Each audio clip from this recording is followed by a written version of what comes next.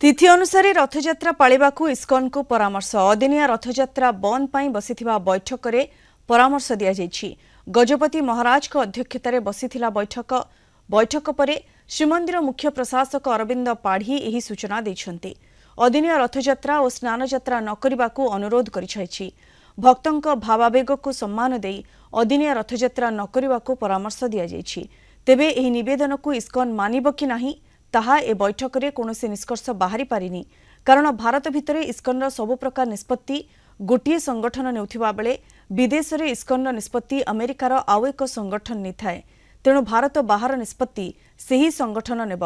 सेही आधार रे आजिर बैठक रे श्रीमंदिर प्रशासन पक्षरु करा जायथिबा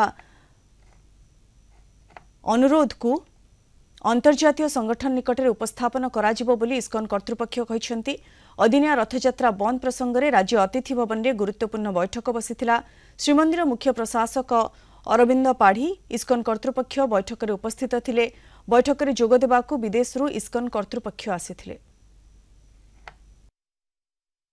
माने जानिचंती नवेम्बर मासरे अमेरिकार ह्यूस्टन ठारे इस्कॉन ऑर्गेनाइजेशन से माने स्नान यात्रा एवं रथ यात्रा पालन करने जाउथिले। सेते बेले आमे यहाँ उपरे तांको अनुरोध करथिलु जे तिथि छाड़ी करी अलगा दिन रे पालन न करिया पई एवं आमे तांको परिशेष रे अनुरोध करथिलु, विनम्र निवेदन करथिलु जे सबु जगन्नाथ प्रेमी भक्त मानकर जो भावावेग अछि, तांकर धार्मिक भावना अछि, ताकू समाने सम्मान देई श्री जगन्नाथ महाप्रभुंकर जो तिथि अनुଯାयी यात्रा गुड़िक पालन करिया पई जदियो कौन सी सिद्धांत रे आमे उपनीत हेई पार नथिले, किंतु आमे तांको विनम्र निवेदन करछु जेमती भारत वर्ष भितरे आपण स्नान यात्रा बा घोष यात्रा को तिथि अनुଯାयी पालन करूछंती, भारत बाहरे मध्य ताकू दयापूर्वक पालन करिया पे आमे अनुरोध करिछु।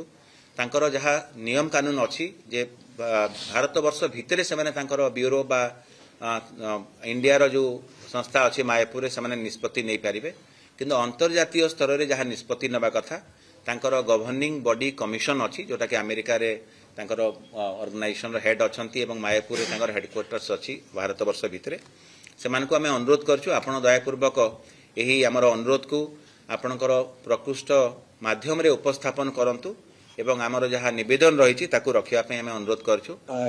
I thought that we had productive meetings, very positive and mutually respectful, and I appreciate the King's concerns. Twice the King mentioned that he would like to continue the dialogue, which is positive, and we will definitely take the matter to our GBC and consider things further on the basis of our discussions.